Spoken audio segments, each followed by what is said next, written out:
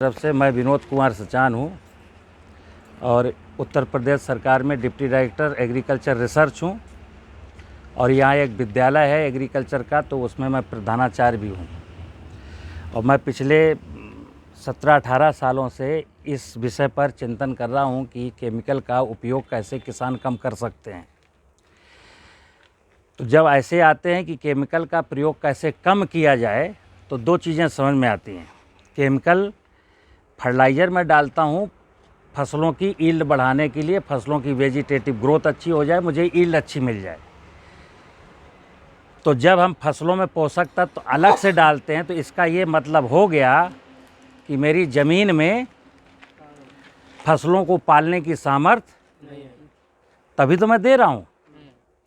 अन्यथा किसी ज़माने में मैं नहीं देता था। कुछ वैज्ञानिक कहेंगे कि जब हम नहीं देते थे तो मैं भूखों मरता था। तो वो हिंदुस्तान का इतिहास देखते हैं 1947 से, और मैं हिंदुस्तान का इतिहास बहुत पहले से देख रहा हूँ। जब 17वीं शताब्दी तक हम सोने की चिड़िया थे, दुनिया के सबसे रिच कंट्री थे और दुनिया का सबसे ज़्यादा खाद्यान्न भारतवर्ष पैदा करता था। तब ट्रैक्टर नहीं था, फर्टिलाइज़र नहीं था, पेस्टिसाइड नहीं था, कोई टेक्नोलॉजी नहीं थी। लेकिन हमारे पूर्वज टेक्नोलॉजी जानते थे, प्रकृति की क्या टेक्नोलॉजी है। वर्तमान में क्या हुआ कि गुलामी के बाद जब निकले हैं ना, तो कुछ विसंगतियां आई। तो वो 47 में नो डाउट हमारे पास खाद्यान्न बहुत कम था। तो 1960 के दशक में हमने हरित क्रांति का कार्यक्रम देश के लोगों ने शुरू किया। उसमें केमिकल फर्टिलाइज़र थे, उन्नतशील प्रजातियाँ थीं, मैकेनाइजेशन था, और उसके बाद आगे चल कर के मैंने पेस्टिसाइड का प्रयोग शुरू किया।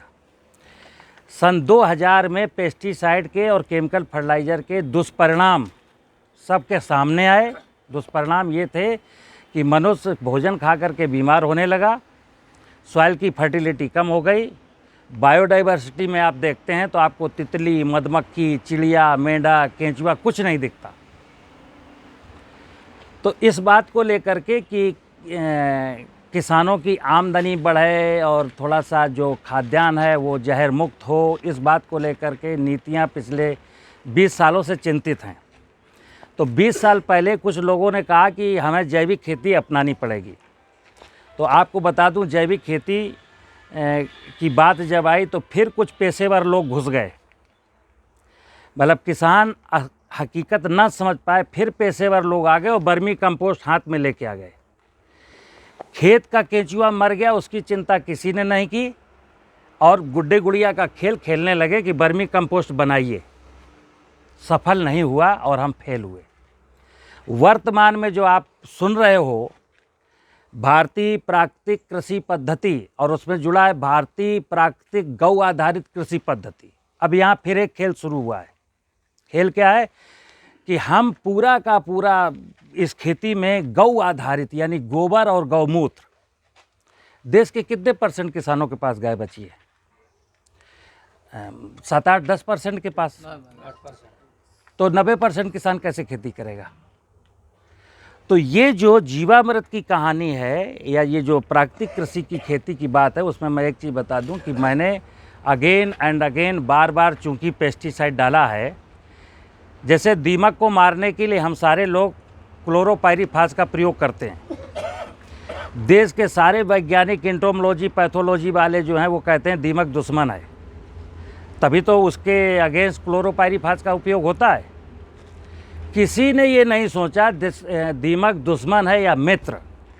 मैं विनोद कुमार सचान इस बात को 4 साल रिसर्च किया। दीमक को लिविंग टिश्यू को खिला खिला के देखा, और नहीं खाती। और पेड़ को आप डैमेज कर दीजिए और फिर दीमक डाल दीजिए, पेड़ को खा जाती है। तो दीमक हमारी मित्र है, लेकिन बहुत सालों से हम दीमक को मारने के लिए क्लोरोपाइरीफास डालते हैं। समझना बात को।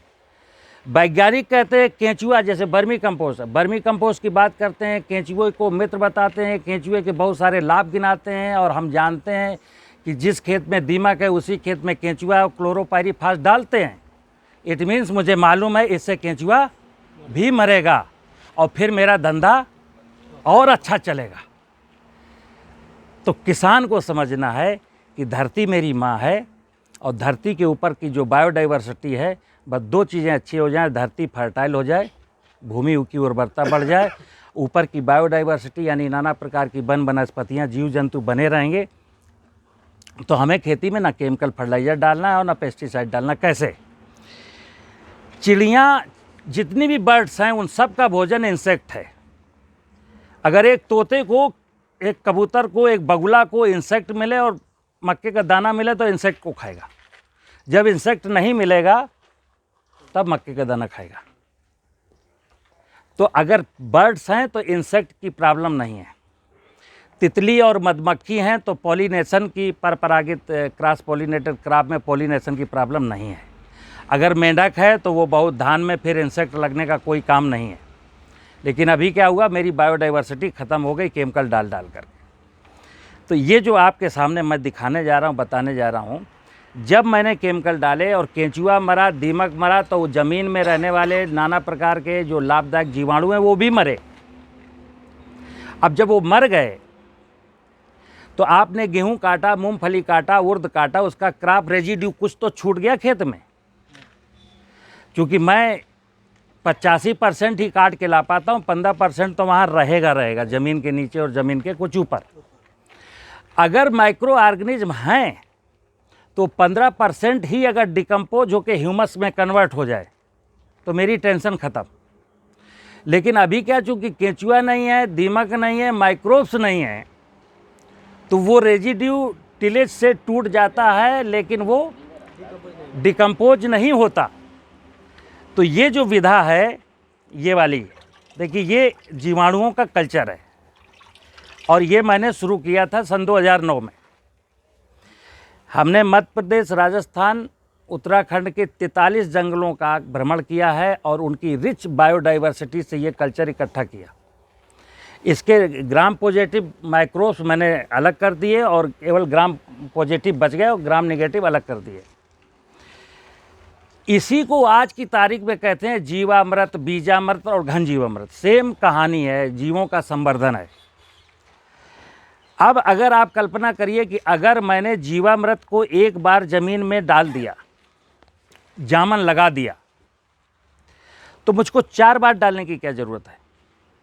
एक बार ये सही से पहुंच जाए और फिर जो नष्ट होने की प्रक्रिया थी, 2 ही प्रकार से नष्ट होता है। या तो खेत की मेड़ में पेड़ ना हो तो गर्मी में अप्रैल, मई, जून में बैक्टीरिया नष्ट होगा क्योंकि टेम्परेचर सॉइल का बढ़ेगा। अगर खेत की मेड़ पर 4-6 जगह छायादार अच्छे कैनोपी के पेड़ हैं तो उसके नीचे बैक्टीरिया बच जाएगा, नंगी सॉइल का मर जाएगा, बारिश होगी, सॉइल ठंडी होगी, बैक्टीरिया पूरे खेत में फैल जाएगा। तो एक तो नष्ट होने का कारण है धूप, गर्मी। दूसरा है केमिकल। आपने भूमि शोधन वाला थिमेटेंजी, फोरेटेंजी, क्लोरोपाइरिफास ऐसा कुछ भी डाल दिया तो ये मरेगा। तो एक बार अगर मैंने इस बैक्टीरिया को खेत में डाल दिया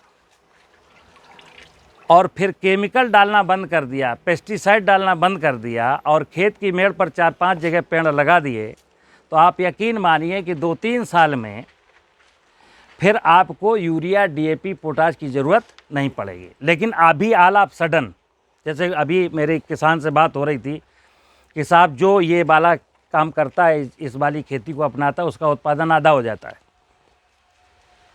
तो है क्या कि जैसे इसकी आप पढ़ेंगे, जो इतिहास हिस्ट्री मिलती है, लिटरेचर जो मिलेगा कि बीजामृत 24 घंटे में बनता है, घन जीवामृत 48 घंटे में बनता है और जीवामृत जो है 72 घंटे में बनता है। हम अगर इस ड्रम में 200 लीटर के ड्रम में 100 ग्राम मिट्टी डाला और गोबर डाला तो उसमें जो माइक्रोब्स हैं, माइक्रोब्स को डेवलप होने में, उसकी सेल डिवीज़न होने में किसी को 1 घंटे मतलब 1 दिन चाहिए, किसी को 8 घंटा चाहिए, किसी को 2 घंटा चाहिए। और हमने अभी मिट्टी और गोबर डाला और पानी भरा और 1 किलो आटा, 1 किलो चीनी डाल करके मैंने सोचा कि 48 घंटे में हो गया रेडी और मैंने खेत में बिखेर दिया। अभी इसमें माइक्रोब्स कितने प्रोपोगेट हो पाए थे? तो मेरा जो अनुभव है कि कम से कम हमको चाहिए 1 महीना मिनिमम, और 1 महीना जब मिनिमम आप करेंगे तो इसका कलर ये संतरे के जूस जैसा होगा। अब इसमें माइक्रोब्स बहुत ज़्यादा हैं। अगर ये 200 लीटर का ड्रम है, अब ये 10 एकड़ खेती के लिए सफिशिएंट है।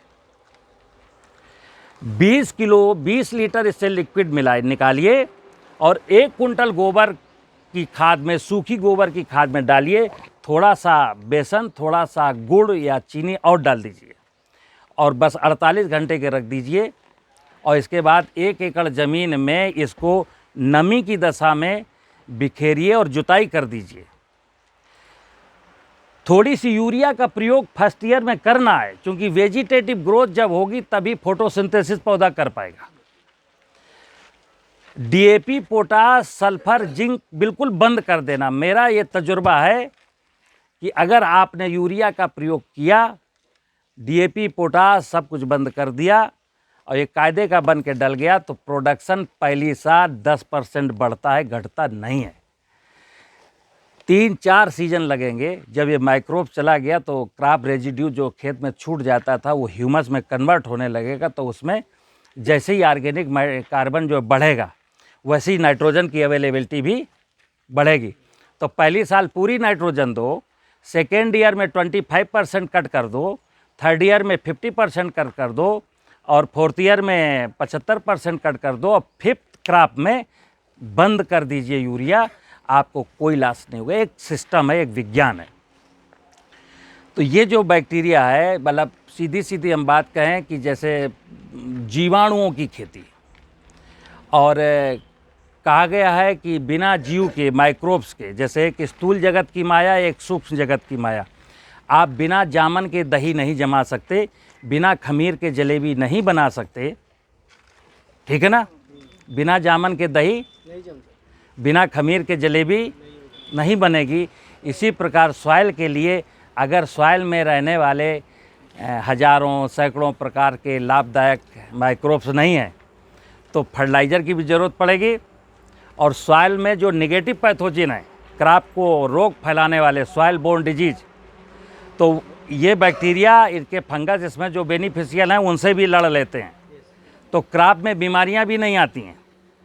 जैसे मेरा अपना तजुर्बा है कि अगर कोई व्यक्ति जिसके यहाँ भयंकर बीमारी लगती हो, किसी भी फसल में, पल्सेस में, वेजिटेबल में, कहीं भी, दावे के साथ कहता हूँ 1 महीना पहले इस प्रोडक्ट को लॉन्च कर दे खेत में, बुआई के, रोपाई के 1 महीना पहले। और अगर उसके खेत में बीमारी नाम की कोई चीज़ आ जाए, सॉइल बोर, हवा से उड़ के आने वाली आएगी क्योंकि पड़ोसी के खेत में लगा है, लेकिन हवा वाली एयरबोर्न डिजीज कंट्रोल हो जाती है। सॉइल बोर्न और सीड बोर्न बीमारी कंट्रोल नहीं होती, लेकिन फिर भी बनिया आप के खेत में जो क्रॉप है उसमें सॉइल बोर्न है या सीड बोर्न है, हमें मालूम है वो बीमारी पूरे सिस्टम में है, लेकिन फिर भी एंटरप्रेन्योर क्या करते हैं, नहीं ये फंजीसाइड ले जाइए, नहीं ये ले जाइए। उसको पता है ये बीमारी ठीक नहीं होनी, लेकिन वो दवा बेचता है और आप लाते हो, गाड़ी कमाई का पैसा बर्बाद करते हो। तो एक बार इसको ऐसे समझना है कि हमको खेत में जीवों को मरने नहीं देना, और जो जीव मर गए हैं उनकी पुनर्स्थापना कर देनी है।